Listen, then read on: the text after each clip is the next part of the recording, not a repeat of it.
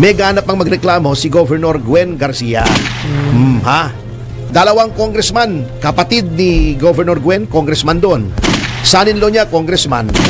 Cabinet member yung anak niya. Siya, incumbent governor. Siya pa dadaya. So, lahat ng lugar daw. Pinotesta niya lahat ng presinto. Lahat ng presinto, nadaya siya. Nadaya pa siya. We have also filed an electoral protest, and we have, as a sign of good faith to all of you, mayors, we have decided to contest all of the clustered precincts. Eh, yung kalaban mo ni wala ngang ticket eh. Kasi nga, biglaan eh. O, hindi naman party in power. Paano siya pa nakapagdaya? Walang pera, walang ticket, walang tao, walang watcher. O, eto, nasa administrasyon, ni ayaw nga siyang suspindihin. Ng administrasyon, di ba? Opo. O, ano yun? King Koy. Sila pa ang dinaya. Nakaupo ka? Paano yun? Since 2004, gobernador ka. I truly believed that the result for the gubernatorial election here in Cebu did not reflect the honest will of the people. Wala akong nakausap din at bumoto kay Governor Gwen eh. Sa mall, yung mga salespersons doon, Random mga talaga. waiter, yung mga staff sa hotel, wala eh. Nagtataka pa nga sila kung paano daw naka 700,000 si Governor Gwen.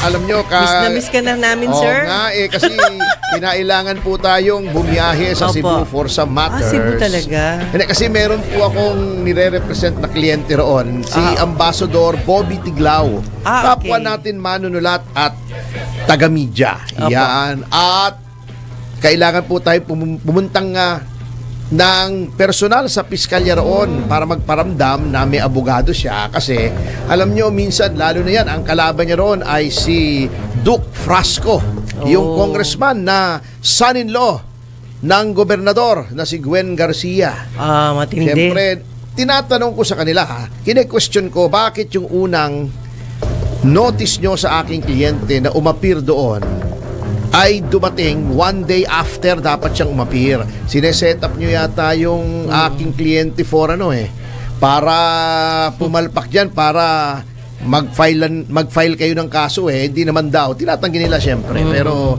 buti na yung alam natin na ginagawa yan technical. Yung mga ganyang style. Oo, alam naman natin yan. Ang tumanda na tayo. Hindi ko pwede sabihin lumaki na tayo sa law practice.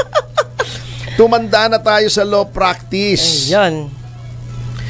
Alam na natin style mo bulok yan yung hindi mo padadalhan on time yung nirereklamo para sasabihin ay hindi nakapag-file ng counter affidavit. Pagkatapos kakasuhan mo, papawarant mo. Mahirap na. Buti yung alam nilang hindi tayo papayag ng ganon. Opo, nakakatakot. Pero alam nyo talagang nagpapasalamat din ako doon sa ating mga Citizens Crime Watch dyan. Yes. Sa Cebu City, very active sila. Sinalubong pa nila ako. Wow. Kasama ko kasi si President Jigs Magpantay. Ayun. Magkasama kami bimiyahe at yun nga, nandoon nakapulong natin yung liderato ng Citizens Crime Watch, yung chapter natin doon. Opo. At naglibot-libot din tayo ng konti para bumili ng pasalubong. At talagang very popular si incoming governor or si governor-elect na si Pam Baricuato doon. Wow. Yun ngang sabi nila, wala naman akong pruweba, ito'y napag-uusapan lamang. Opo. Sabi nga ni Fred Panopio, di ba? Ito nga hindi. Napag-uusapan lang. Yole-yo. Walang labis, walang kulang. Nagtataka pa nga sila kung paano daw naka 700,000 si Governor Gwen. Kasi wala akong nakausap doon ni isa. Promise talaga. Tinatanong-tanong ko yung mga tao, excuse me, sino pong binoto? Tapos na naman ka akong halalan. Wala namang masama kung itanong ko sino bang binoto nyo. Kung mamarapatin nyo lamang ibahagi sa amin. Opo. Wala akong nakausap doon at bumoto kay Governor Gwen Talaga? Sa mall, yung mga salespersons doon, random mga talaga. waiter, yung mga staff sa hotel, wala Yung mga tao sa airport, yung mga porter, sinong ninyo atin-atin lang? Si Barry 4 po. Yung pati mga pulis, wag na natin sabihin kung sino. Puro sila, PAM. Nagsawa na. O kaya nga nagtataka ako kung bakit may ganap pang magreklamo si Governor Gwen Garcia. Ha? Para mapansin. Hindi, kasi kita nyo ha, sa mahigit 50 pala na mga munisipyo ron, isa lang ang kandidato, isa lang local government unit ang may kandidato, si Governor-elect Pam. Wala siyang ticket, wala nga siyang watchers eh. Kukunti lang ang watchers niya. Wala pang pera. Bago, 2 congressman, kapatid ni Governor Gwen, congressman doon. Son-in-law niya, congressman. Wow. Cabinet member yung anak niya. Siya, incumbent governor. Siya pa dadaya. At sa lahat ng lugar daw, pinotesta niya lahat ng presinto. Lahat ng presinto, nadaya siya. Nadaya pa siya. Yung kalaban mo, wala ngang ticket eh. Hindi ticket ng aeroplano ha. Yung ticket, ako may ticket oh, kaya nga nakapunta ako ron eh. Hindi rin ticket ng loto ha. Ticket, ibig sabihin yung governor, vice governor, board members, mga, di ba usually, partido, may kandidato yun sa bawat lugar. Opo. Eto wala. Kasi nga, biglaan eh. Hindi naman party in power. Paano siya pa nakapagdaya? Walang pera, walang ticket, walang tao, walang watcher. Eto, nasa administrasyon, ayaw nga siyang suspindihin. Ng administrasyon, di ba? Opo. Ano yun?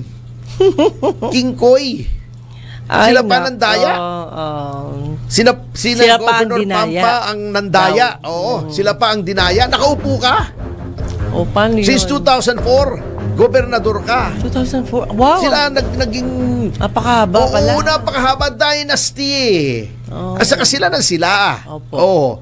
Kayo pa dinaya. Ito wala namang first timer ito sa politika. Hindi lang siguro matanggap ni Gwen. Opo. Na natalo siya, di ba? Na-shock siya, shock. Pride. Ay nako. Yung mga ganyan sa bagay, alam mo, may nagsabi sa aking politiko. Opo. Huwag na natin banggitin ang pangalan. Kaibigan ko eh. At itago na lamang natin sa pangalang Lito Atienza. Para hindi malamang. Hindi, tinatago nga sa pangalang Lito Atienza. Sige na nga. Tago lang. Itatago lang. Sige Para tago, para hindi malaman. Sabi niya, minsan nagpo-protesta daw ang mga politiko. Malimit actually. Opo. Para lang yung moral ng mga supporters. Para lang masabi nila, hindi! Kino-contest ko nga kine-question ko nga relax lang kayo, pero psychological lang yun, naunawaan natin. Kaya lang, yung premise ay Kengkoy. Ayun. Mind dinaya talaga. pa daw siya. Hello. Sabi ko nga, attorney, nung wala ka, sabi ko wala hong lumaban ngayon kundi yung nanalo at nadaya. Dalawa lang. Lahat nadaya walang natalo. Walang natatalo rito sa Pilipinas. And then, ito pang nakakatuwa. Pabalik ko ng Maynila, nakasabay ko pa si Congressman Benny Abante. Wow! Best friend mo yun, sir In fairness to Benny, yun naman kaibigan ko pa nung 1990s pa. Diba? Kasi naging konsehal ng Maynila yung panahon ni Mayor Lim. Okay. At least siya hindi nagtatanim ng galing. Kinausap niya, sabi niya, attorney, Kong, sabi ko, maganda kwentuhan namin. Maganda, masaya yung kwentuhan namin. Sabi nga niya, hahabol ako sa Tricom, sabi niya. Pero mukhang huli na ako kasi mga 10:30 na naglanding. Pero hindi bali, hindi naman ako ng lead doon. Habol na lang ako after lunch. Meron daw siyang speaking engagement doon sa Cebu City.